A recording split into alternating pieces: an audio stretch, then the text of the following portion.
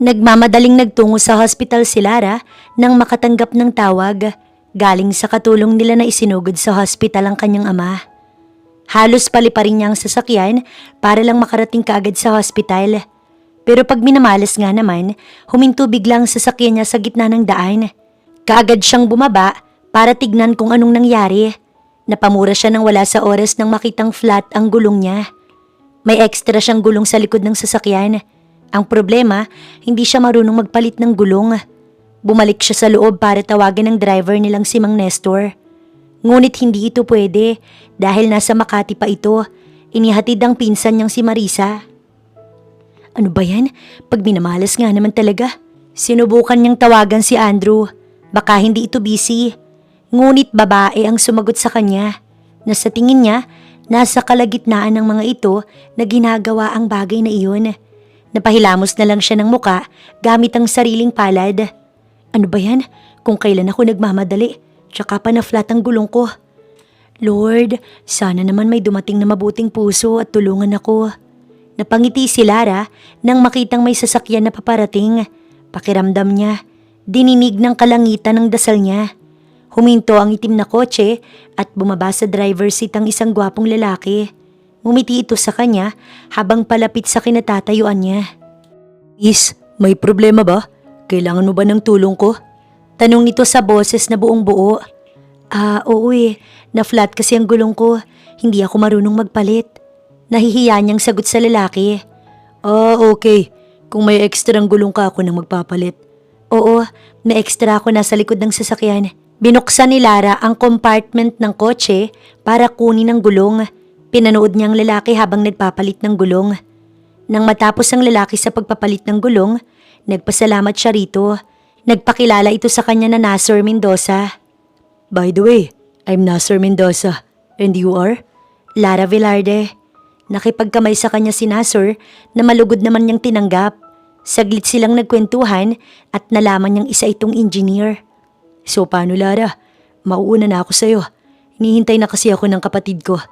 Okay, sige. Go ahead. Salamat ulit sa tulong mo. You're welcome. Sana hindi ito ang una't huli nating pagkikita. Ngumiti lang siya kay Nasser bilang sagot niya. Siya si Lara Velarde. 32 years old. Single since birth. Ni minsan, hindi pa siya nagkakaroon ng boyfriend. Ewan kung bakit. Maganda naman siya at sexy. Sadyang hindi pa talaga dumadating ang lalaking para sa kanya. Ang lalaking magpapatibok ng natutulog niyang puso. Panganay siya sa 3 magkakapatid. Siya lang ang babae, kaya naman mahal na mahal siya ng kanyang mama. High school siya nang mamatay sa car accident ang kanyang papa. Simula noon, hindi na nag-asawa ang kanyang mama. Tinaguyod na lang sila nito hanggang sa makapagtapos ng pag-aaral. Pagka-graduate ng college, naisipan niyang magtayo ng maliit na restaurant. Makalipas ang 1 taon, ang maliit niyang restaurant, lumaki ng lumaki hanggang sa nagkaroon ng 2 branch. Dahil dito, nakalimutan niya ang sariling love life. Pinili niyang mag-focus sa kanyang negosyo. Hindi niya namalayan na habang lumalago ang business, tumatanda naman siya at unti-unting nawawala sa kalendaryo. Pagdating ni Lara sa hospital, agad siyang sinalubong ng amoy ng gamot at disinfectant. Diretso siyang nagtungo sa emergency room. Mama, mahina niyang tawag nang makita ang ina na nakahiga sa kama. May nakakabit na dextrose sa kamay. Lara anak. Pilit nang umiti ang ginang kahit halatang nangihina. Anong nangyari sa iyo ma? Nanginginig ang boses niyang tanong habang hawak ang kamay nito. Tumaas lang ang blood pressure ko anak. Sabi ng doktor ay stress daw. Napabuntong hininga si Lara. Alam niyang isa siya sa dahilan ng stress ng ina. Ang pagiging abala niya sa negosyo. Pagkatapos ng ilang araw, pinayagan na ring makauwi ang kanyang ina. Inihatid niya ito sa bahay. Siniguradong may mag-aalaga, tsaka siya nagtungo sa sarili niyang kondo. Pagkapasok pa lang, bumungad agad ang katahimikan. Umupo siya sa sofa, tinanggal ang sapatos, tsaka inilabas ang cellphone. Isang notification ang agad na bumungad sa kanya. Batch reunion next Saturday. Required ang may +1, asawa't anak. Nanlaki ang mata ni Lara. Muli niyang binasa ang mensahe. Umaasang nagkakamali lang siya. Grabe naman kayo. Bulong niya sa sarili. Sunod-sunod ang mga larawan sa GC ng mga dating kaklase niya, kasama ang kani-kanilang mga asawa. May bit-bit na mga anak, may caption pang, excited na kami. At finally, complete family. Isa-isa niyang in-stock ang mga ito. Walang mintis, lahat may asawa. Ang iba pa nga, 2 o 3 na ang mga anak. At siya? Single, walang boyfriend, walang asawa at walang anak. Hindi niya alam kung iiyak siya o tatawa. Hindi naman siya pangit. May pera siya, may negosyo, pero bakit parang kulang pa rin? Bigla niyang naalala ang lalaking tumulong sa kanya kanina. Wait, available pa kaya siya? Pwede ko kaya siyang pakiusapan na magpanggap na asawa ko? Natatawa siya sa naiisip, pero ilang segundo lang, napalitan iyon ng seryosong muka. Paano ko ulit siya makakausap? Hindi ko naman alam ang bahay niya. Hay naku Lara, kung ano-anong pumapasok sa isip mo. Singhal niya sa sarili. Pagsapit ng hapon, naisipang lumabas ni Lara. Gusto niyang pumunta sa paborito niyang park at mas gusto niya doong tumambay. Tahimik at presko ang hangin. Habang nakaupo, nakarinig siya ng sunod-sunod na tikhim. Nang lingunin niya kung sinong may-ari ng tikhim na yon, ay halos manlaki ang mga mata niya. Ikaw? Oo, ako nga. At ikaw din. Natatawa nitong sagot. Natawa na lamang si Lara sa sarili. Kanina lang iniisip niya kung magkikita pa ba sila ni Nasur. Tapos ngayon, nasa harapan niya ng lalaki. Hindi ko in-expect na magkikita ulit tayo. At dito pa mismo sa park. Oo nga, teka, tagasan ka ba Nasur? Bakit napadpad ka dito sa park na to? Sa Makati ako nakatira. Kasama ang younger sister ko at mami ko. Ikaw taga dito ka ba? Taga Alabang talaga ako. Nandun ang mama ko at 2 kapatid. Pero dito ako nag-i-stay. May unit ako malapit lang dito sa park. Really? Yes, ikaw, anong ginagawa mo dito kung taga Makati ka pala? Ang magulang ko ang may-ari ng building kung saan naroon ang unit mo. Small world, di ba? Talagang small world. Sinong mag-aakala na ang lalaking tumulong sa kanya? Anak pala ng may-ari ng building. Ang galing naman, nakakatuwa. Sa anong floor ang unit mo? 20th floor. Nasa 18th floor naman ako. Siguro mga 1 week ako dito. Ganun ba? Simula ng araw na yon, naging magkaibigan na sila ni Nasur. Mabait naman ito, palangiti. Yun nga lang, sa ilang araw na nakakasama niya ito, napansin niyang mahilig ito sa babae. In short, playboy si Nasur. One time nahuli niya itong kinikindatan ng isang babae, malapit sa unit niya. Naiiling na lang siya at nagpapasalamat na hindi type si Nasur. Dahil kung hindi, iiyak siya nang wala sa oras. Araw ng Wednesday, nakatanggap siya ng tawag galing sa isa niyang kaklase. Tinanong siya kung alam niya na ang tungkol sa reunion. Alam mo ba na may reunion tayo sa susunod na Sabado? Oo, Myla. Pupunta ka ba? Oo naman. Ako pa ba? Tsaka gusto kong ipagmalaki sa mga kaklase natin at sa buong batch ang asawa ko. Tama. Kahit sino naman, maiinggit kay Myla. Sobrang swerte nito sa napangasawa. Sana ganoon din siya kung sakaling makakapag-asawa. Kaya lang, iniisip niyang sa edad niyang 32, baka huli na siya sa biyahe. Sana naman hindi. Ayaw niyang tumandang mag-isa. Ikaw Lara, pupunta ka ba? Ha, ako? Oo, ikaw. Hindi ko pa alam eh. Masyado kasi akong busy sa negosyo. Alam mo na. Naku, hindi pwede. Nakalagay sa GC natin na lahat tayo.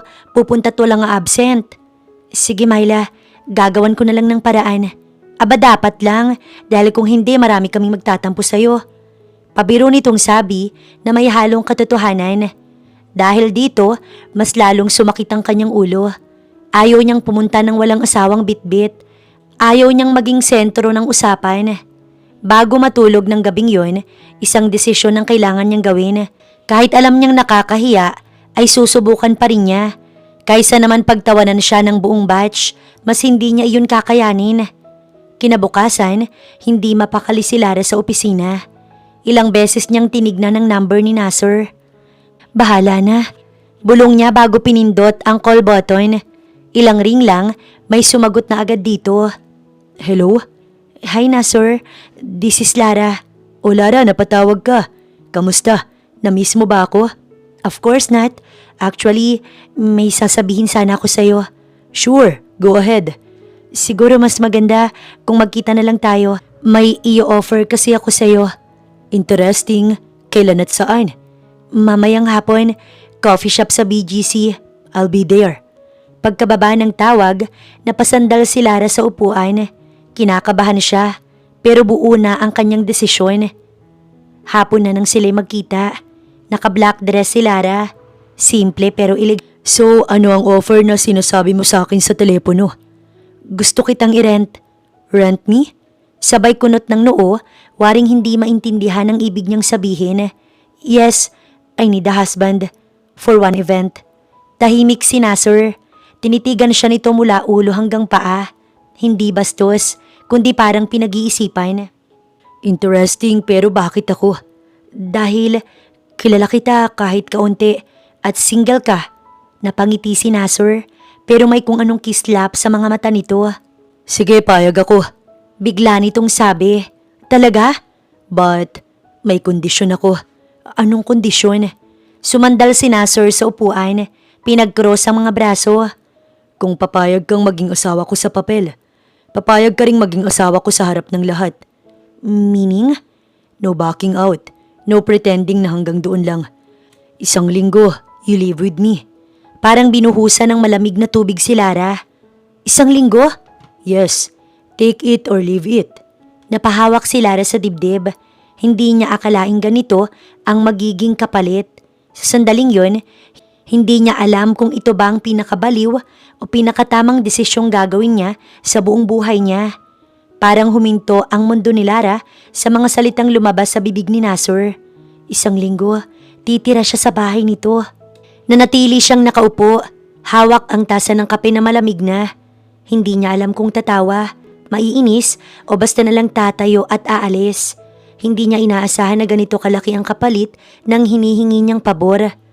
1 linggo? Hindi ba masyadong matagal yun? Hindi agad sumagot si Nasser. Sa halip, pinagmasdan lang si Lara. Parang hinihintay kung uurong ito at kung babawiin ang sinabi.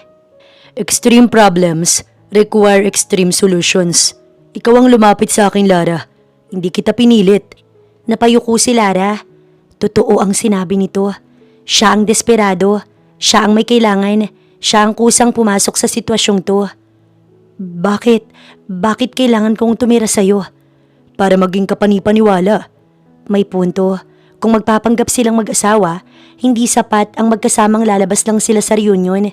Kailangan nilang masanay sa presensya ng isa't isa.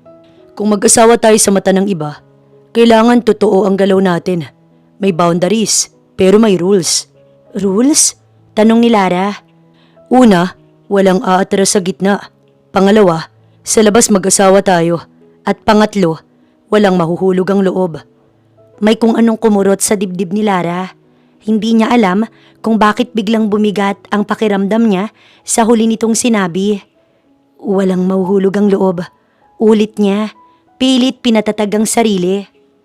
After the reunion, tapos na ang kontrata. Clean break. Malinaw na sabi ni Nasser. Clean break? Parang negosyo lang. Walang emosyon, walang komplikasyon. Magkano? Tanong ni Lara. Pilit ibinabalik sa praktikal na usapan.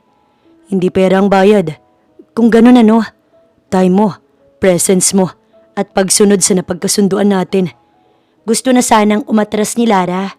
Delikado ang pinapasok niya. Isang lalaking halos kakakilala pa lang niya. Iisang bubong, iisang espasyo. Ngunit pumasok sa isip niyang reunion. Kung pumayag ako, kailan magsisimula? Ngayon? Ngayon? Hindi niya napigilang tumaas ang boses. Tonight, may guest room sa bahay. May oras ka pang mag-isip. Napapikit si Lara. 1 linggo lang. Paulit-ulit niyang sinasabi sa sarili. Okay, pumapayag ako. Good. Welcome to our marriage, Mrs. Mendoza. Parang may kumabog sa dibdib ni Lara sa pagdinig ng apelyido nito na idinugtong sa kanyang pangalan. Pagdating niya sa sariling kondo, tahimik ang paligid pero magulo ang kanyang isipan. Nag-impake siya ng sapat lang na damit, personal na gamit at ilang necessities. Wala siyang sinabi sa kanyang ina. Ayaw niyang mag-alala ito. Sa harap ng salamin, Sandali niyang tinitigan ng sarili. Anong pinasok mo, Lara? Mahina niyang bulong. Pagdating niya sa bahay ni Nasur, sinalubong siya ng isang modernong mansyon. Malinis, elegante at malamig sa pakiramdam. "You're here," sabi ni Nasur nang pagbuksan siya ng pinto. "Oo," sagot niya. Pilit kinakalma ang sarili. Ipinakita nito ang guest room. Maluwag at maayos, parang isang hotel. "This will be your room. Dinner's at 8. Sabi nito bago siya iwan. Nang maisara ang pinto, naupo si Lara sa kama. Hawak ang dibdib na mabilis ang tibok. Isang linggong magpapanggap siyang asawa ng lalaking halos hindi niya palubos na kilala. Hindi niya alam kung anong naghihintay sa kanya. Ngunit isang bagay ang malinaw. Mula sa gabing yon, hindi na siya basta si Lara Velarde. Siya na ang babaeng pumasok sa isang kasunduang maaaring magpabago ng kanyang buhay. Tahimik ang buong bahay, pero sa loob ni Lara ay parang may nagbabagang emosyon. Nakahiga siya sa kama ng guest room. Nakatingin sa kisame. Pilit pinapakalma ang sarili. Ilang oras pa lang ang nakalipas mula nang pumasok siya sa bahay ni Nasur. Ngunit pakiramdam niya, may malaking bahagi ng buhay niya ang biglang nagbago. Isang linggo, yun lang ang paulit-ulit niyang sinasabi sa sarili. Bumangon siya nang marinig ang marahang katok sa pinto. Agad siyang kinabahan, parang batang nahuling may kasalanan. "Dinner's ready," marahang sabi ni Nasur mula sa labas. Oo, lalabas na ako," sagot niya. Pilit pinatatag ang boses. Paglabas niya ng kwarto, tumambad sa kanya ang maayos na dining area. Simple lang ang mesa, walang masyadong dekorasyon, pero halatang sanay ang may-ari sa maayos at disiplinadong pamumuhay. Tahimik silang kumain sa unang ilang minuto. Walang nagsasalita at tunog lang ng kubyertos ang maririnig. "Hindi ka ba comfortable?" Biglang tanong ni Nasur. Hindi tumitingin sa kanya. "Medyo, pero alam ko naman kung bakit ako nandito." "Good. Mas madali ang lahat kapag malinaw ang dahilan." Napangiti ng pilit si Lara. Totoo, walang dapat asahan, walang dapat ipilit na maramdaman. "About sa reunion, 3 araw mula ngayon, tama ba?" "Oo, 2 gabi 1 araw." "Kaya simula bukas, magsisimula na tayong mag-practice." "Mag-practice?" Napakunot ang noo ni Lara. "Paano ka tatawagin sa harap ng iba? Paano ka hahawakan? Paano ka titingnan?" Diretsong paliwanag nito na para bang nag-uusap lang sila tungkol sa business presentation. Kailangan ba talaga lahat yun? Kailangan kung gusto mong maging kapani-paniwala. Pagkatapos ng hapunan, nagpaalam si Lara at bumalik sa kwarto. Ngunit kahit pagod, hindi agad siya dalawin ng antok. Ang isip niya'y puno ng tanong. Paano kung masanay siya? Paano kung mahirapan siyang bumitaw pagkatapos ng 1 linggo? Napailing siya. Hindi yun mangyayari. Hindi dapat. Kinabukasan, maagang nagising si Lara. Nagulat pa siya nang makitang may kape at almusal na sa mesa. "Good morning," bati ni Nasur habang nagbabasa ng magazine. "Good morning," sagot niya rito. "May meeting ako sa umaga, pero mamayang hapon, sisimulan natin ang rehearsal." "Rehearsal?" Ulit niya sa sinabi nito. "Being husband and wife." Maghapon na pilit inabala ni Lara ang sarili. Nagtrabaho siya, nag-check ng emails, pero paulit-ulit bumabalik sa isip niya ang mga salitang asawa at 1 linggo. Pagsapit ng hapon, nagkita sila sa living room. Unang rule, kapag tayo lang, Lara at Nasur lang tayo. Pero kapag may ibang tao, Mr. and Mrs. Mendoza. Second, kailangan nating masanay sa physical closeness. Like? Kabado niyang tanong. Biglang humakbang palapit si Nasur. Maingat, hindi bastos. Inangat nito ang kamay at marahang hinawakan ng kanyang bewang. Nanigas si Lara sa kinatatayuan niya. "Relax, hindi kita sasaktan." Ramdam niya ang init ng palad nito kahit sa manipis na tela na suot niya. Hindi niya inaasahan ang kakaibang kiliting gumapang sa balat niya. "Ganito ang kilos ng mag-asawa."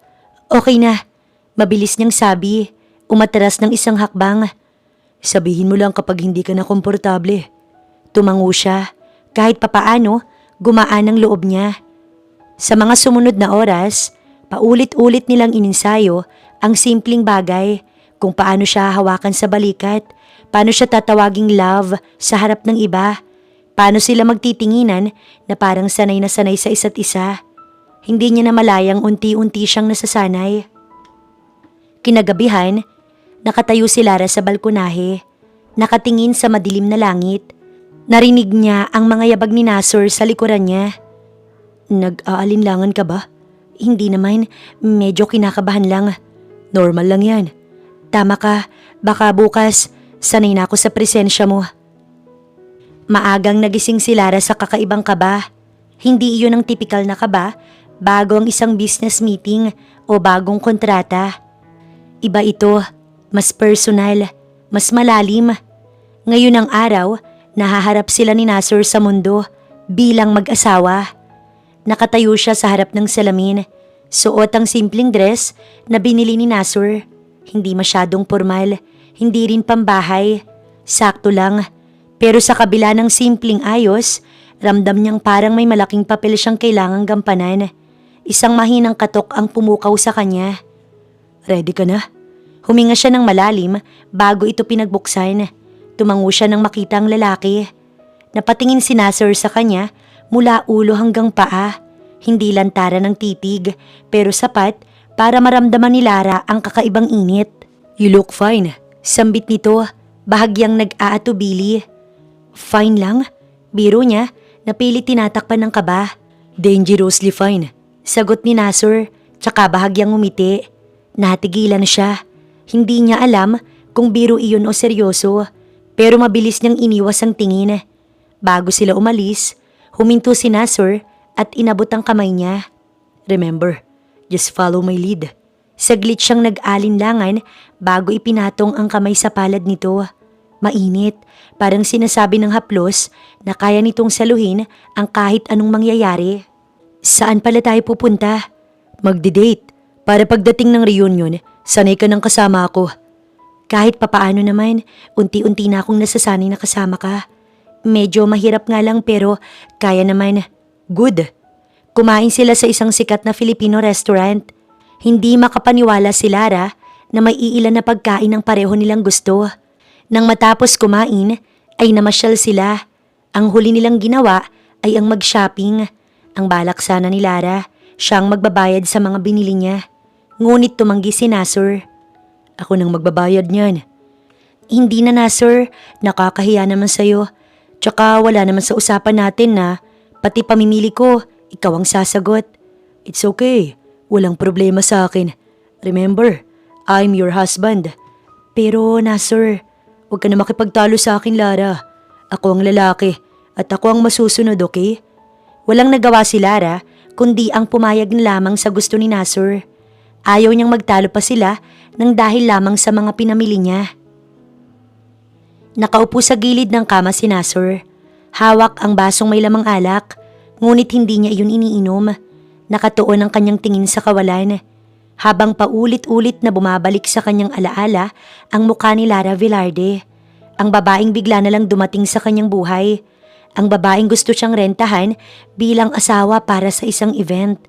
Siya si Nasur Mendoza. Kilala bilang playboy, babaero at walang sineseryosong relasyon. Yun ang pagkakakilala sa kanya ng lahat na totoo naman. Halos lahat ng tao ay alam na bawat babaeng dumaan sa buhay niya, pawang panandalian lamang.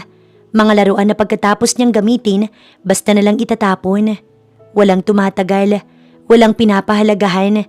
Hindi sa ayaw niyang magmahal, kundi dahil natatakot siyang masaktan. Lumaki siyang nasaksihan kung paano winasak ng pagtataksil ang kanyang pamilya.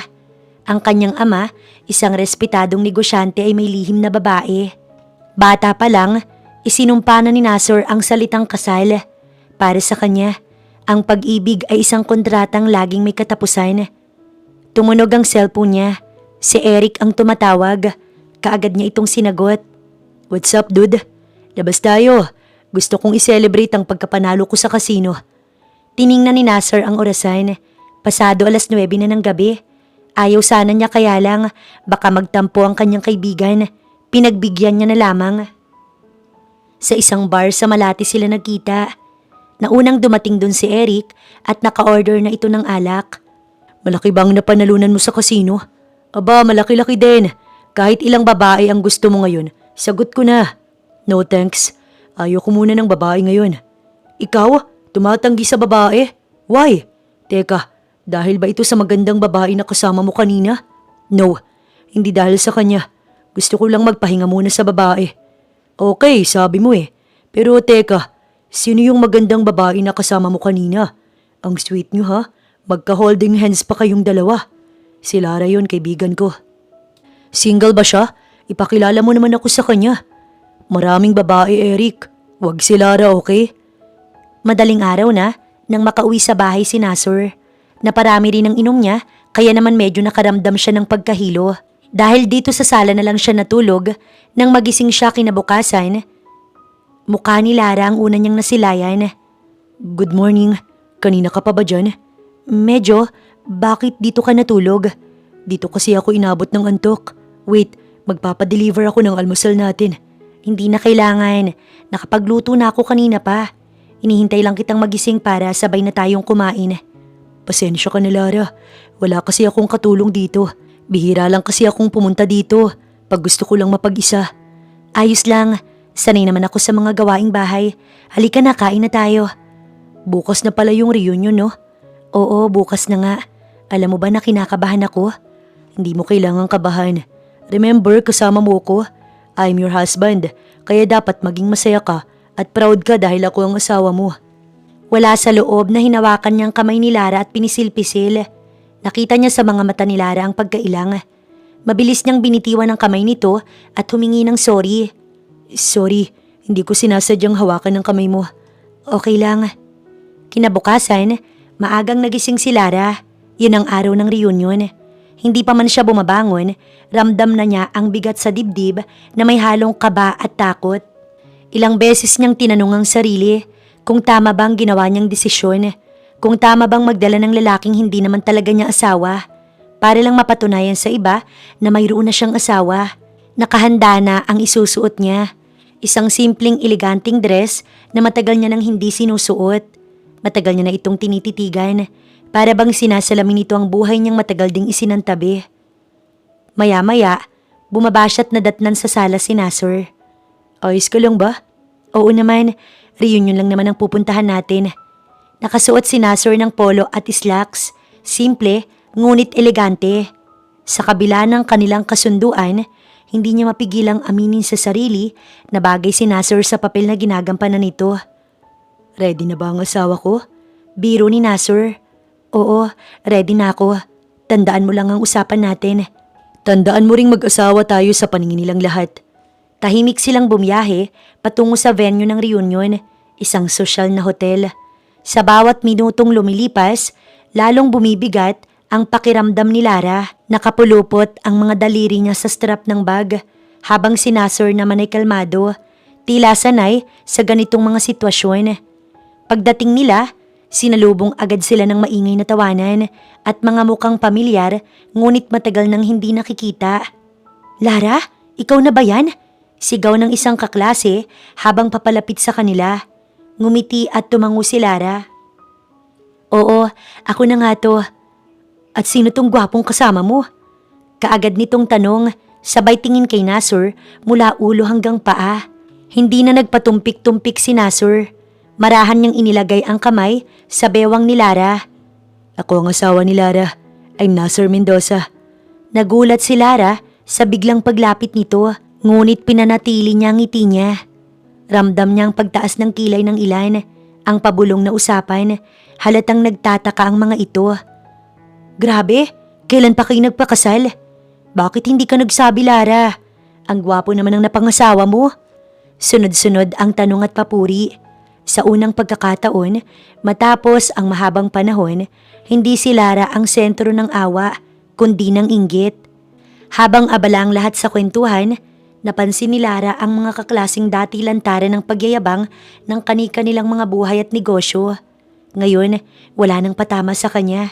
Wala nang tanong kung kailan siya nag-asawa. Habang lumalalim ang gabi, mas nagiging natural ang galaw ni Nasur, bilang asawa. Inaabot ang pagkain, inaayos ang upuan niya. Marahang hinahawakan ng kamay niya kapag may lumalapit. Hindi inaasahan ni Lara ang kakaibang init na mararamdaman sa bawat simpleng kilos ni Nasur. Alam niyang bahagi lang iyon ng kasunduan, ngunit bakit parang masyado itong totoo? Sa isang sulok ng ballroom, saglit silang napag-isa. Okay ka lang? Tanong ni Nasur. Tumango si Lara. Salamat, kung hindi dahil sa'yo. Wala yun, ginagawa ko lang ang parte ko. Ngunit sa titig nito, may kung anong hindi niya mabasa. Isang damdaming mas malalim kaysa sa simpleng kasunduan. Sa gabing yun, umuwi si Lara na may magkahalong ginhawa at pagkalito. Natupad ang pakay niya. Nakaligtas siya sa reunion. Ngunit kapalit nito, may isang tanong na nagsisimula ng bumagabag sa kanya. Kinabukasan matapos ang reunion, maagang nagising si Lara, ngunit tila pagod pa rin ang katawan at isip. Nakahiga siya sa kama, nakatitig sa kisame, habang paulit-ulit na bumabalik sa alaala niya ang mga nangyari kagabi, ang mga tingin ng kaklase, ang mga papuri, ang mga tanong at higit sa lahat, ang presensya ni Nasur sa tabi niya. Hindi niya inaasahan na ganoon kalaki ang magiging epekto ng reunion sa kanya. Matagal na niyang inihanda ang sarili sa panghuhusga ng iba, ngunit hindi niya napaghandaan ang kakaibang pakiramdam. Makalipas ang ilang minuto, nagpa siya siyang bumaba. Pagkababa, kaagad niyang hinanap si Nasur pero wala ito doon. Pumasok na kaya siya sa trabaho? Nagtungo siya sa kusina. May nakatakip na mga pagkain at sa ibabaw nito may maliit na note. Tama ang hinala niya. Pumasok na ito sa opisina. Tahimik niyang kinain ang hinanda nitong almusal. Nang matapos, naglinis siya ng buong bahay. Pagsapit ng tanghali, isipan niyang ipagluto si Nasur bilang pasasalamat sa ginawa nito ng nagdaang gabi. Pagkatapos ihanda ang mga pagkain, inilagay niya iyon ng maayos sa lalagyan. Nagpalit siya ng damit, simple ngunit presentable, at saka nagtungo sa opisina ni Nasur. Habang papalapit ang sasakyan sa gusali, unti-unting bumibilis ang tibok ng puso niya. Hindi niya alam kung bakit siya kinakabahan. Wala naman siyang ginagawang masama. Magdadala lang siya ng lunch, pasasalamat lang niya iyon. Ngunit pagpasok niya sa building, may kung anong bigat siyang naramdaman. Sa reception pa lang, napansin niyang may mga empleyadong palihim na nagbubulungan. Kay Mr. Mendoza po, may dadalhin lang sana ako. Okay po ma'am, pwede na po kayong umakyat. Nasa office po siya. Pagdating ni Lara sa itaas, mas lalong lumakas ang kaba niya.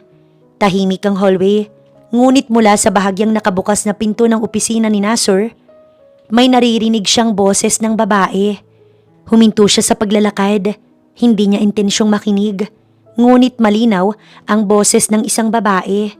Isang babaeng nakaeleganteng damit ang nasa loob ng opisina ni Nasur. Mahaba ang buhok, maayos ang postura. Nakatayo ito sa tapat ng mesa ni Nasur. Abot tenga ang ngiti sa mga labi. Nagustuhan mo ba ang ginawa natin? Malandi nitong sabi. Oo naman sweetheart. Gusto mo bang ulitin natin ulit? Napatakip bigla ng bibig si Lara nang basta na lang halikan ng babae si Nasur sa mga labi. Dahilan upang mabitiwan ang hawak niyang paper bag na naglalaman ng mga pagkain na naging dahilan upang makita siya ng dalawa. Lumingon bigla si Nasur at doon nagtagpo ang mga mata nila ni Lara. Nagulat ito nang siya'y makita. Lara? Gulat nitong tawag sa kanyang pangalan. Mabilis siyang tinignan ng babae mula ulo hanggang paa. Waring siya'y sinusuri. Sino siya? Malamig na tanong ng babae kay Nasur. Hindi sumagot si Nasur. Nanatili lang itong nakatingin sa kanya. Nang makabawi sa pagkagulat, bigla itong tumikhim. Pasensya na, mukhang naistorbo ko ang ginagawa ninyo. Mabilis niyang iniabot kay Nasur ang dalang paper bag na may lamang pagkain. Hindi niya na hinintay ang sagot ni Nasur. Basta na lang niyang tinalikuran ng dalawa at mabilis na naglakad palayo roon. Habang sakay ng elevator, doon niya lang naramdaman ang panginginig ng kanyang mga kamay. Hindi alam ni Lara kung paano siya nakauwi. Ang malinaw lang sa kanya ay ang mabigat na pakiramdam na para bang may nakadaga na hindi niya maalis.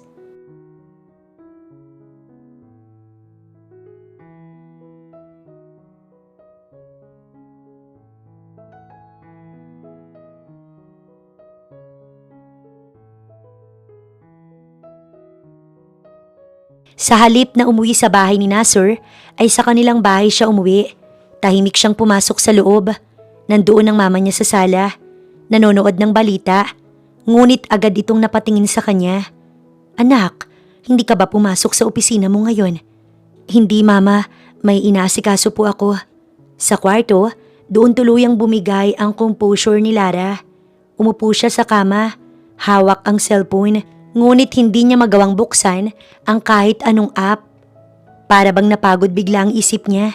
Hindi niya maintindihan ang sarili. Bakit siya naapektuhan? Kontrata lang to, walang personalan. Ngunit sa kabila ng paulit-ulit niyang pagpapaalala sa sarili, hindi pa rin mawala ang bigat. Ilang minuto ang lumipas nang biglang tumunog ang kanyang cellphone. Si Nasur ang tumatawag. Hindi niya agad sinagot.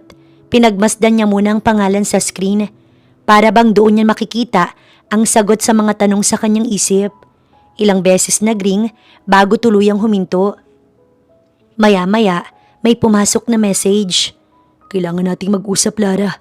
Hindi niya alam kung anong sasabihin o kung handa ba siyang makinig ng paliwanag. Lumipas ang halos 1 oras bago siya muling makatanggap ng tawag. Muli si Nasur. Sa pagkakataong to'y sinagot niya. Hello? Mahinang sagot ni Lara. Nasaan ka? Nasa bahay namin. Pupunta ako dyan. Wag na, hindi na kailangan. Lara, bukas na lang tayo mag-usap pag-uwi ko. Hindi pwede, Lara. Gusto ko ngayon na tayo mag-usap. Good night, Nasur. Mahina niyang sabi, tsaka pinutol ang tawag. Ibinaba niyang cellphone at ipinatong sa kama. Ilang segundo siyang nakatulala bago tuluyang humiga. Samantala, hindi makatulog ng maayos si Nasur ng gabing yun. Nakaupo siya sa gilid ng kama. Nakasandal ang mga siko sa tuhod, habang ang mga palad mahigpit na magkahawak. Nakatingin siya sa sahig, ngunit ang nakikita ng isip niya ay mukha ni Lara nang makita siya nito sa opisina. Hindi niya sinasadya yun, ang paulit-ulit na sinasabi ng kanyang isipan. Ngunit kahit ilang ulit niya pang banggitin, hindi nito nabubura ang konsensyang kumakain sa kanya. Hindi niya inakalang darating si Lara sa araw na iyon. Hindi rin niya inaasahan na sa ganoong sitwasyon pa sila magkikita, na may ibang babae siyang kasama. Bumuntong hininga siya at tumayo. Naglakad patungo sa bintana at hinawi ang kortina. May kasunduan sila. Malinaw, walang personalan. Walang obligasyong emosyonal. Kung tutuusin, wala naman talagang mali. Wala silang relasyon. Yun ang katotohanang paulit-ulit niyang pinangahawakan. Ngunit sa tuwing naaalala niya ang reaksyon ni Lara, tila may kung anong kumikirot sa kanyang dibdib. Ngunit sa kabila ng lahat ng rason, hindi niya maikakaila na nakokonsensya siya sa nangyari. Kinabukasan, maaga siyang nagising. Maaga rin siyang pumasok sa opisina. Pilit tinatabunan ng bigat ng pakiramdam sa pamamagitan ng trabaho. Ngunit kahit ilang meeting pa ang puntahan niya, kahit ilang papeles pa ang pirmahan, hindi mawala sa isip niya si Lara. Nang magtanghali, wala siyang ganang kumain. Si Lara pa rin ang laman ng kanyang isipan. Kinahaponan pag-uwi ng bahay, nandun na si Lara. Nakaupo sa sofa. Saglit silang nagkatitigan at ito ang unang nag-iwas. Lara, ano? About kahapon. Wala yon, hindi mo kailangan magpaliwanag.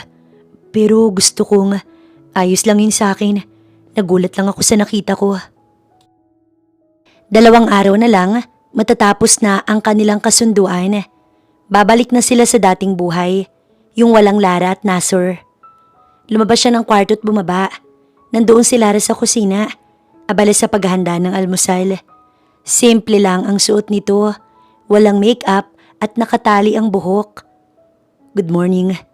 Morning din. 2 araw na lang, Lara. Babalik na tayo sa dati. Maya-maya ay sabi niya na kinahinto ni Lara. Oo nga, mabuti na lang mabilis ang araw. Tama ka. Gusto mo ba mag-dinner tayo mamaya? May bagong restaurant na bukas sa Ortigas. Wag na, medyo busy rin kasi ako sa restaurant. Baka gabihin ako ng uwi. How about tomorrow evening? Sa bahay ako magdi-dinner. Birthday ng kapatid kong si Andrew.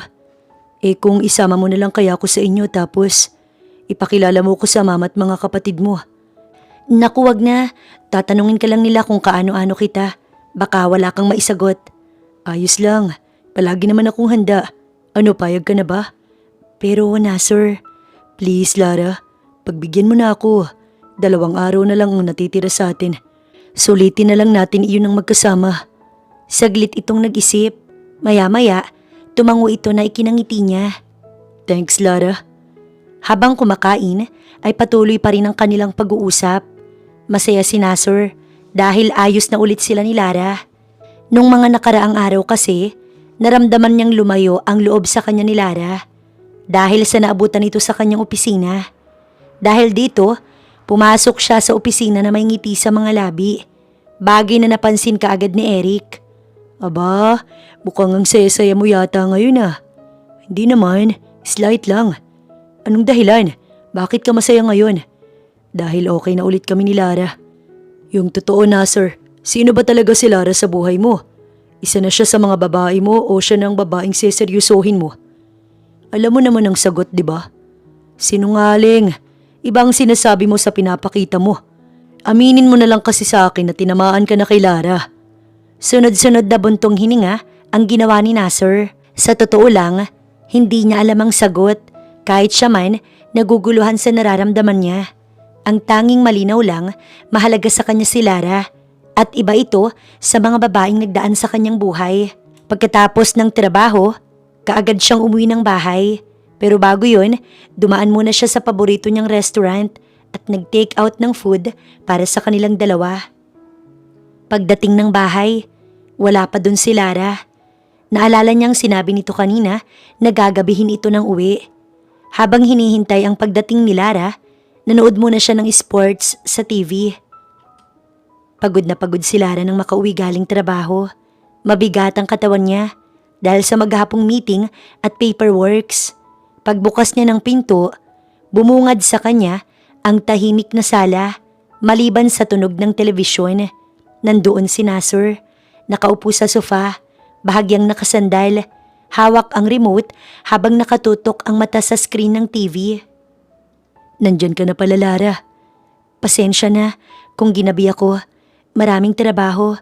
Kumain ka na ba? Hindi pa. Hinihintay kita para sabay tayong kumain. Magbihis ka muna para makakain na tayo. Okay, sige. Sandali lang. Nagpalit siya ng damit. Isang simpleng dress lang. Preskong isuot. Wala siyang balak mag-ayos ng bongga. Ngunit sa huli, nagsuklay pa rin siya at naglagay ng kaunting lip balm.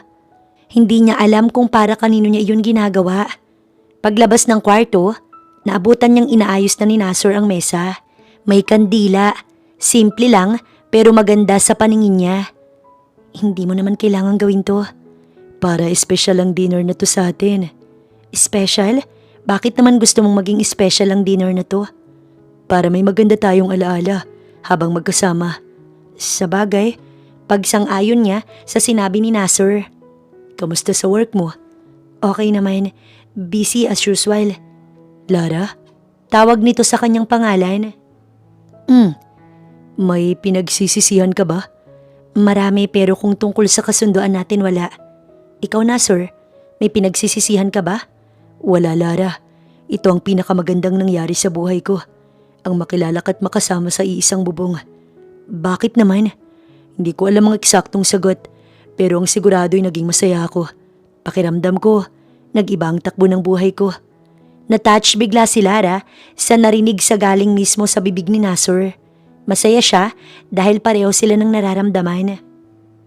Hating gabi na, ngunit hindi pa rin dalawin ng antok si Lara. Nahiga siya sa kama, nakatalikod sa pintuan at malalim ang iniisip. Ngayon pa lang, nalulungkot na siya dahil bukas ang huling araw ng kanilang kasunduan. Babalik na sa normal ang dati nilang buhay.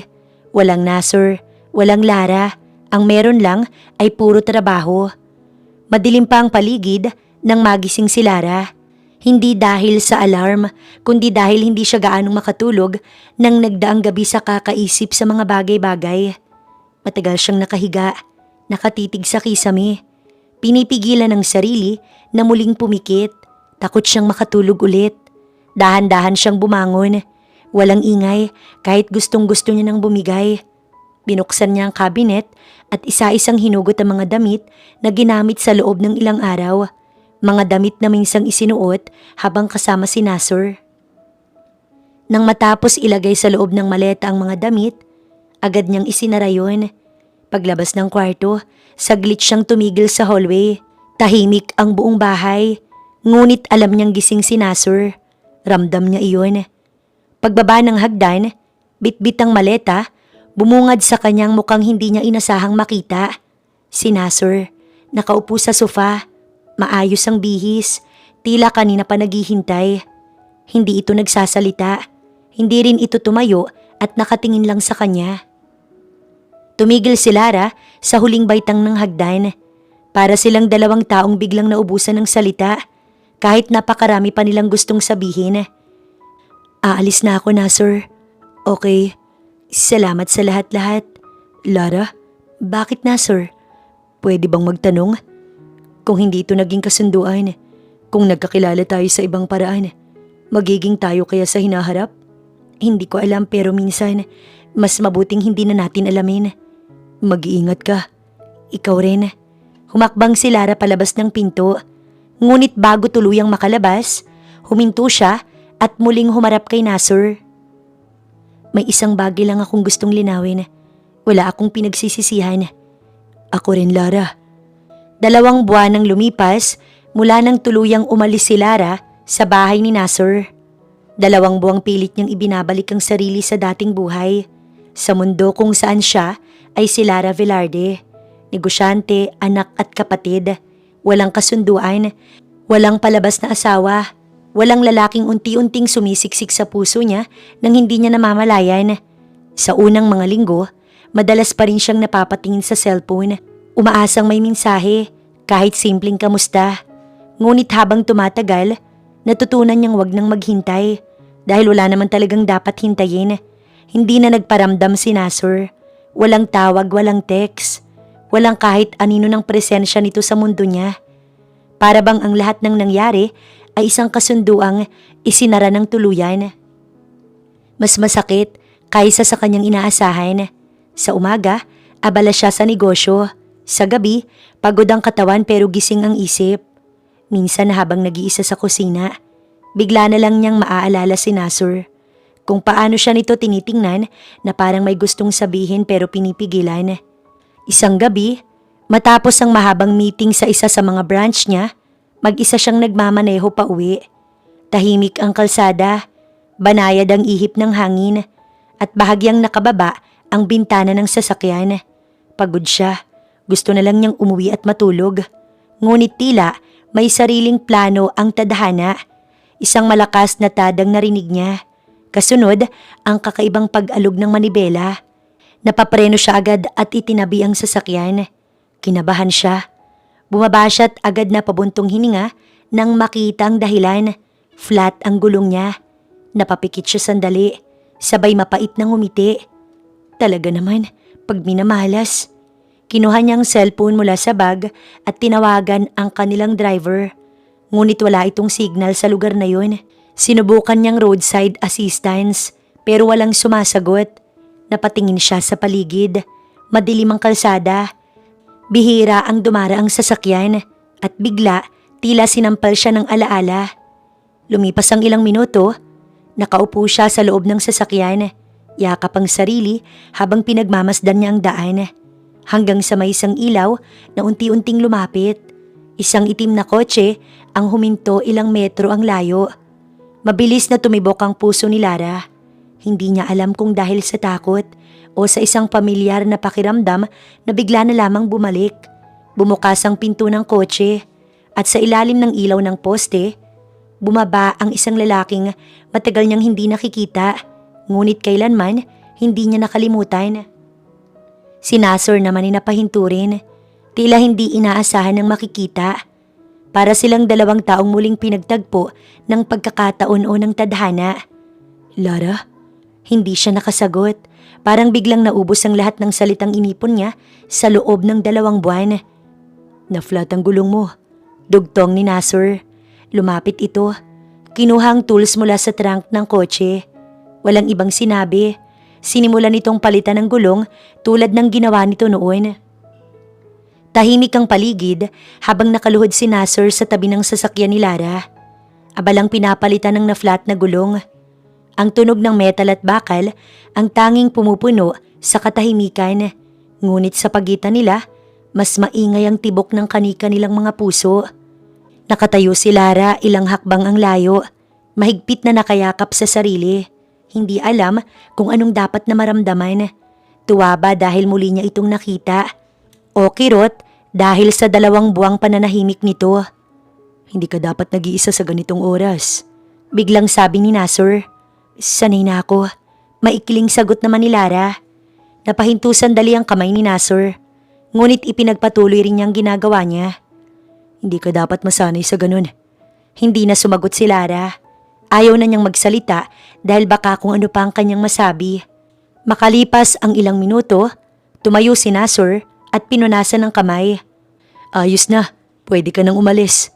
Tumango si Lara, ngunit hindi kaagad sumakay sa sasakyan.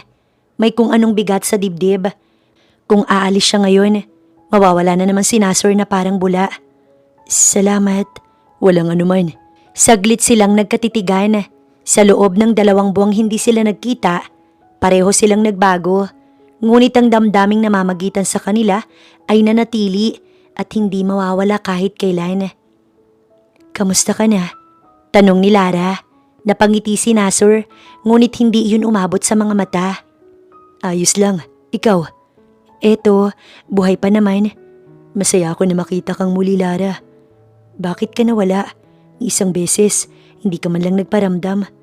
Tumitig si Nasur sa malayo, tsaka muling ibinalik ang tingin sa kanya. Dahil iyon ang tama. Bakit naging tama? I don't know, ang hirap ipaliwanag. Basta ang alam ko iyon ang tama. Baka nga. Anyway, salamat sa pagpapalit ng gulong ko. Mauna na ako sa'yo. You're welcome. Hinatid na lang niya ng tingin ang papalayong sasakyan ni Lara. Gusto niya itong habulin at pigilan pero hindi niya kayang gawin.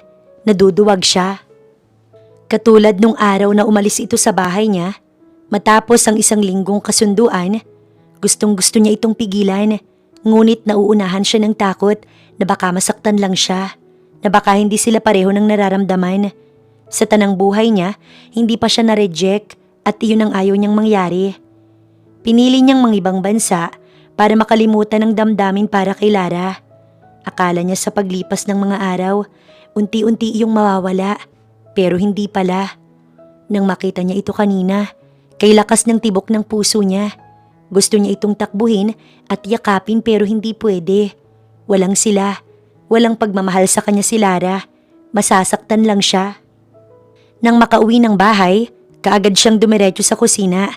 Binuksan ang ref at kumuha ng alak. Relax na, sir. Hindi mo kailangang masaktan. Remember, matapang ka. Maraming babae ang nakapila. Isang pitik mo lang lalapit kaagad sila sa'yo. Anong ginawa mo sa akin, Lara? Bakit mo ko tinuruang magmahal? Dahil sa ginawa mo, nasasaktan tuloy ako ngayon. Kung alam ko lang, hindi na sana kita pinapasok sa buhay ko. Malakas niyang ibinato ang hawak na bote, dahilan upang lumikha ito ng ingay. Tumayo siya at isa-isang pinagbababasag ang mga gamit hanggang sa mapagod at magsawa sa ginagawa niya. Linggo ng umaga, katatapos lamang ni Larang magsimba. Habang naglalakad palabas ng simbahan, nakaramdam siya ng kapayapaan. Mula sa simbahan, dumiretso siya sa paborito niyang park. Doon siya humihinga ng maluwag. Umupo siya sa isang kahoy na bangko sa ilalim ng malaking punong akasya. Pinagmasdan niya ang mga batang nagtatakbuhan kasama ang mga magulang. Miss, pwede po ba akong umupo? Napalingon si Lara. Isang lalaki ang nakatayo sa kanyang tabi.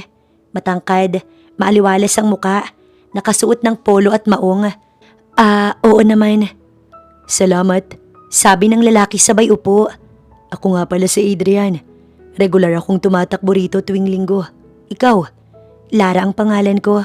Paminsan-minsan lang ako rito. Napag-alaman na ni Lara na arkitekto si Adrian. Hiwalay sa asawa at may isang anak na babae. Hindi na malaya ni Lara ang paglipas ng oras. Sa unang pagkakataon matapos ang matagal na panahon, may taong nakinig sa kanya. Ang una nilang pagkikita ni Adrian, nasundan ng nasundan hanggang sa naging close sila.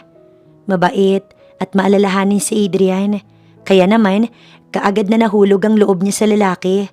Kahit papaano, unti-unti niya nang nakakalimutan si Nasser. Isang gabi, habang naghahaponan sila sa isang restaurant, biglang nagsalita si Adrian na labis niyang kinagulat. Hindi na ako magpapaligoy-ligoy pa, Lara. Gusto kita. Alam kong masyadong mabilis pero yun ang nararamdaman ko. Hindi kaagad nakasagot si Lara. Labis siyang nagulat sa pagtatapat sa kanya ni Adrian. Simula ng gabing yun, formal na siyang niligawan ni Adrian sa paraang tama. Ayaw sana niya, ngunit ayaw nitong papigil. Hindi minadali ni Adrian ang mga bagay-bagay. Yun ang unang napansin ni Lara sa lalaki. Sa loob ng 5 buwang panliligaw, napatunayan ni Lara na malinis at tapat ang hangarin sa kanya ni Adrian. Habang papalapit ang kanyang ika-33 kaarawan, mas lalo siyang natatakot na tumandang mag-isa. Isang gabi, tinanong niya ang kanyang mama kung anong dapat niyang gawin kasi gulong-gulo na ang kanyang isipan. Naguguluhan ako, ma. Anong gagawin ko? Ayokong tumandang mag-isa.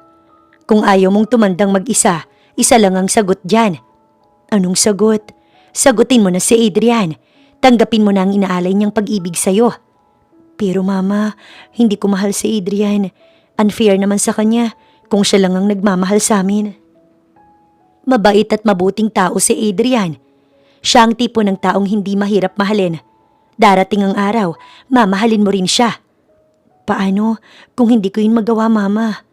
Walang imposible sa pag-ibig.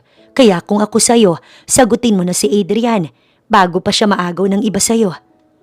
Kinabukasan, nang sinundo siya ni Adrian, masinsinan niya itong kinausap tungkol sa panliligaw nito sa kanya. Please, Lara, huwag mong sabihin sa akin na tumigil na ako sa panliligaw sa'yo. Hindi, Adrian. Kaya kita pinapatigil sa panliligaw sa akin dahil... Dahil ano, Lara? Dahil sinasagot na kita. Oo, Adrian. Tama ang narinig mo. Sinasagot na kita. You mean tayo na? Girlfriend na kita? Oo, Adrian, tayo na. Official na ang relasyon natin. Yes, finally. Nakuha ko rin ang matamis mong oo. Salamat, Lara. Promise, hindi ka magsisisi na pinapasok mo ko sa buhay mo. In lang naman ang gusto kong marinig galing sa'yo, Adrian. Hindi inaasahan ni Lara na ganoon kabilis ang mga pangyayari matapos niyang sagutin si Adrian. Sa loob lamang ng ilang araw, tila nagbago ang takbo ng kanyang buhay. Ganoon pala ang pakiramdam na may nag-aalagang boyfriend. Halos araw-araw itong may dalang bulaklak, minsan tsokolate, minsan kape na kanyang paborito. 1 linggo pa lamang ang lumipas mula nang sagutin niya si Adrian. Nang yayain siya nitong mag-dinner sa isang eleganteng restaurant. Nagulantang si Lara nang lumuhod si Adrian sa harap niya. Hawak ang isang maliit na kahon na agad bumukas na naglalaman ng isang kumikislap na singsing. Alam kong maiksi pa lang ang panahon na magkakilala tayo. Pero sigurado ako sa nararamdaman ko. Mahal kita at gusto kitang makasama habang buhay. Hindi kaagad siya nakasagot sa lalaki. Samantala sa di kalayuan, kitang-kita ni Nasser ang nangyayari sa loob ng restaurant. Pagpasok pa lang ni Lara, nakita niya ito kaagad. Gusto niyang lapitan si Lara pero hindi pwede. May kasama itong lalaki at magka-holding hands pa ang dalawa. Parang sinasaksak ng patalim ang puso niya sa sobrang sakit. Hindi niya matanggap na may ibang lalaki nang nagmamay-ari sa babaeng mahal niya. Ikaw naman kasi ang duwag mo. Hawak mo na, pinakawalan mo pa. Paninisi sa kanya ni Eric.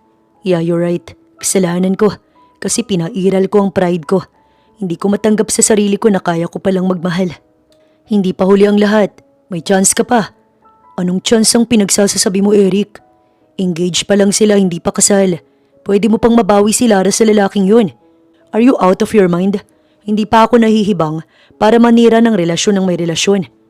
Ikaw ang bahala. Choice mo yan. Ang sa akin lang ay suggestions. Pero pag-isipan mo pa rin ang mga sinabi ko. Hindi niya na sinagot si Eric. Nanatiling nakatingin pa rin siya sa table ni Lara. Kitang-kita niya nang isuot ng lalaki ang singsing sa daliri ni Lara. Yun ang tagpong hindi niya kinaya. Patakbo siyang lumabas ng restaurant at walang paalam na iniwan doon si Eric. Sa halip na umuwi ng bahay, sa isang bar siya humantong. Gusto niyang maglasing para mawala ang sakit na nararamdaman niya. Nakailang bote na rin siya ng alak bago nagpa siyang lisanin ng bar. Ang balak ni Nasur, uuwi na siya ngunit waring may naguutos na puntahan si Lara at ito'y kausapin. Natagpuan na lang niya ang sarili na binabaybay ang daan patungo sa condo unit ni Lara. Ilang minuto ang lumipas, nasa tapat na siya ng pinto nito. Huminga muna siya ng malalim bago nagpa siyang mag-doorbell. Nakailang doorbell rin siya bago pinagbuksan ang pinto.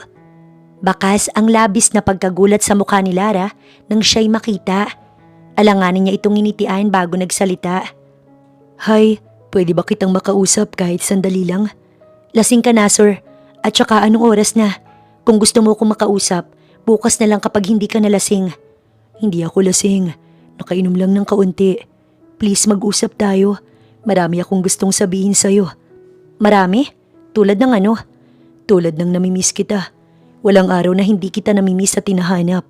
Ilang linggo lang tayong nagkasama pero sa puso ko. Matagal at simula ng araw na una tayong nagkita. Hindi ka na nawala sa isip ko. Pati sa puso ko'y pinasok mo na rin."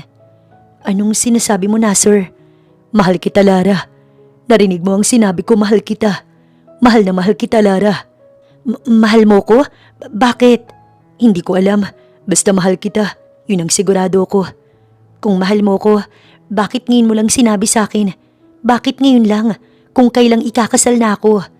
Humugot muna ng malalim na paghinga si Nasur bago nagpatuloy sa pagsasalita niya. "Dahil duwag ako, Lara. Natakot ako sa mangyayari at higit sa lahat, hindi ko matanggap na ako ang sumira sa rules na ginawa ko.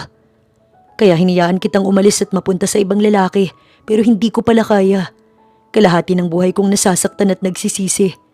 Alam kong huli na ang lahat pero gusto ko pa ring malaman mo na mahal kita. Masaya ako na natagpuan mo na ang lalaking para sa'yo."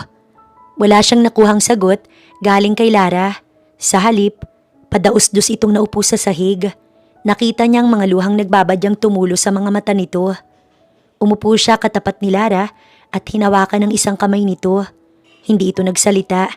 Nanatili lang itong nakatingin sa mga mata niya. "Sorry, Lara, kung duwag ako. Kung gago ko. Deserve kong masaktan dahil ginusto ko to." "Mahal din kita, Nasur. Pero hindi na pwedeng maging tayo. Masasaktan si Adrian. At ayokong mangyari yun. Mabuti siyang tao. Hindi niya deserve ang masaktan. I understand. Kung ano man ang desisyon mo, igagalang ko yun at maluwag na tatanggapin. Ang mahalaga nalaman mong mahal kita." Mahal na mahal din kita, Nasur. Ikaw ang una't huling lalaki na mamahalin ko habang ako'y nabubuhay. Sa unang pagkakataon, niyakap nila ang isa't isa. Mahigpit at punong-puno ng pagmamahal. "Paalam, Lara. Hiling ko na sana maging masaya ka sa piling ni Adrian." "Paalam, mahal ko. Sana hindi pa huli ang lahat. Buksan mo ulit ang puso mo sa ibang babae. Sa babaeng susuklian ng pagmamahal mo." Nang makaalis si Nasur, hindi na ulit nakatulog si Lara. Hinintay na lang niyang mag-umaga. Kinabukasan, hindi siya pumasok sa opisina. Nanatili lang siyang nakahiga sa kama at malalim ang iniisip. Hanggang ngayon, hindi pa rin siya makapaniwala na mahal siya ni Nasur. Pero hindi pwedeng maging sila.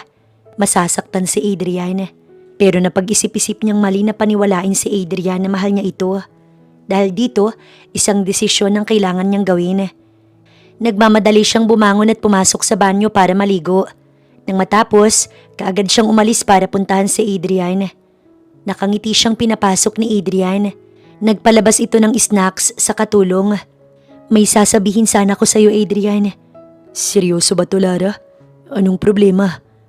"Ayokong patagalin pa to. Ayokong magkunwari. Lara, please, hayaan mo muna ako magsalita. Sinagot kita kahit hindi ako sigurado sa nararamdaman ko. Tinanggap ko ang proposal mo kahit may parte ng puso kong nag-aalinlangan. Pero sabi mo..." Naputol muli si Adrian. "Sabi ko susubukan ko. Sinubukan kong mahalin ka sa paraang nararapat sa isang fiancé." Napapikit si Lara. Pinipigilan ng sariling umiyak. "Ikaw ay mabuting tao, Adrian. Walang masama sa'yo. Minahal mo ko ng tapat. Walang hinihinging kapalit. Hindi mo deserve ang masaktan ng dahil lang sa akin. Pinapalaya na kita, Adrian."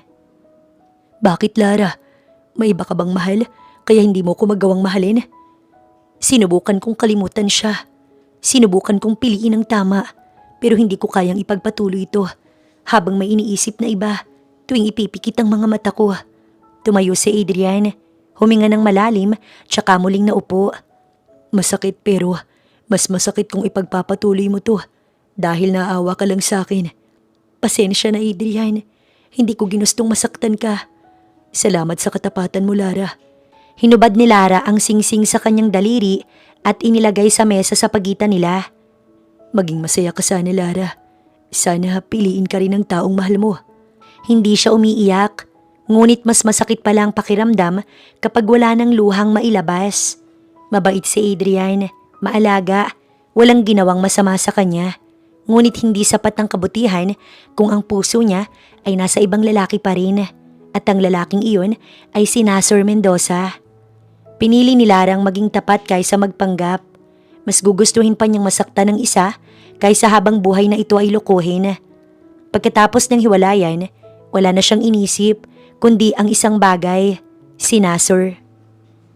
Kaagad siyang bumangon, dinampot ang susi ng kotse at nagmaneho patungo sa bahay na minsan niyang tinawag na pansamantalang tahanan. Ngunit huli na lahat, sarado ang bahay. Wala ni anino ni Nasser. Isang kapitbahay ang nagsabi sa kanya ng balitang tuluyang gumupo sa kanyang dibdib. Kanina pa umalis si Mr. Mendoza, miss, papuntang airport. Ibig sabihin aalis na si Nasser. Tuluyan na siya nitong iiwan. Walang pag-aalinlangan. Muling sumakay si Lara sa kotse. Halos hindi niya na malayang nanginginig ang kanyang mga kamay habang minamaneho ang sasakyan. Pagdating niya sa airport, nagmamadali siyang pumasok. Hindi niya alintana ang mga matang nakatingin. Ang mahalaga, makita si Nasser. Ngunit nang tumingin siya sa departure board, bumagsak ang kanyang balikat. Boarding, huli na ang lahat. Dahan-dahan siyang umatras, tila nawala ng lakas. Hindi niya napigilan ang luhang kanina pa nagbabadyang tumulo. Pauwi na sana siya. Wala nang pag-asang natitira. Nang mapatigil siya sa kanyang paglalakad, may isang lalaking nakatayo sa di kalayuan. Matangkad, pamilyarang tindig, nakatitig sa kanya na para bang matagal na rin siyang hinihintay. Nanlaki ang mga mata ni Lara. Si Nasser iyon, ang lalaking mahal niya. Parang huminto ang mundo niya. Hindi siya sigurado kung totoo ba ang nakikita niya o bunga lang ng matinding pananabik. Ngunit nang magsimulang maglakad ang lalaki palapit sa kanya, alam niyang hindi siya nananaginip. Hanggang sa tuluyan na lamang silang nagkatapat, ngumiti ito sa kanya. Hindi ako umalis. Hindi ko kayang umalis nang hindi ka kasama. Akala ko, huli na ako. Hindi, ikaw ang hinintay ko. Hindi na napigilan ni Lara ang sarili. Lumapit siya at niyakap ng mahigpit si Nasser. Parang takot na muli itong mawala. Malaya na ako. Hindi ko na niloloko ang sarili ko. Ikaw ang mahal ko. Ikaw ang pinipili ko. Mahal na mahal kita, Lara. Mas mahal kita, Nasser. Walang pag-aalinlangan na inangkin ni Nasser ang kanyang labi. Wala silang pakailam kahit pinagtitinginan na sila ng mga taong nandoon. Ang mahalaga, mahal nila ang isa't isa't masaya sila. Makalipas ang isang taon, isang ingranding kasalang ginanap sa isang garden venue. Punong-puno ng bulaklak ang buong paligid at mas lalo pang nagningning ang ngiti ni Lara habang naglalakad siya sa gitna ng aisle, suot ang puting bestida. Sa dulo, hinihintay siya ng nakangiting si Nasser. Puno ng pagmamahal ang mga mata. Hindi na sila nagkunwaring mag-asawa. Isa na silang totoong pamilya. Habang nagpapalitan sila ng sumpaan, malinaw sa kanilang dalawa ang minsang kasunduan ay naging tadhana at ang panandaliang pagsasama na uwi sa habang buhay. Minsan, ang hinahanap mong pag-ibig, dumarating sa paraang hindi mo inaasahan. At minsan, ang nirentahan mong asawa, siya pala ang lalaking nakalaan para sa'yo. Makalipas lang ang 2 buwan, nabuntis si Lara sa kanilang panganay. Ang akala niya, hindi na siya mabubuntis dahil matanda na siya. Pero mabait ang Diyos dahil biniyayaan sila ng anak, hindi lang isa, kundi 2 malulusog na baby boy. Wala nang mahihiling si Lara. Buo na siya, may pamilya na siyang matatawag. Isang pamilya na punong-puno ng pagmamahal at pagkakaisa. Magkatulong nilang inaalagaan ang kanilang kambal. Natutuwa si Lara dahil maalagang ama si Nasur at iyon ang gusto niyang manahin ng mga anak paglaki ng mga ito. Isang araw, nakatanggap ng tawag si Lara galing kay Adrian. Masaya nitong ibinalita na ikakasal na ito. Masaya siya para kay Adrian. Sa wakas, nahanap nito ang babaeng kayang suklian ang pagmamahal nito. Isang gabi habang nagpapaantok, hindi nila maiwasan ng matawa nang maalala kung paano sila nagkakilala. Alam mo, love, kung gagawing kwento ang buhay natin, siguro ang title nito is Ang Magic ng Gulong. Bakit yun? Tila hindi nagustuhan ni Nasur ang naisip niyang pamagat. Bakit? Maganda naman ah. Tsaka kung hindi ako naflatan ng gulong, hindi tayo magkakakilala. Hindi gulong ang dahilan kung bakit tayo nagkatagpo. Ang tadhana ang gumawa ng paraan para sa atin. Dahil ikaw ay para sa akin at ako'y para sa iyo.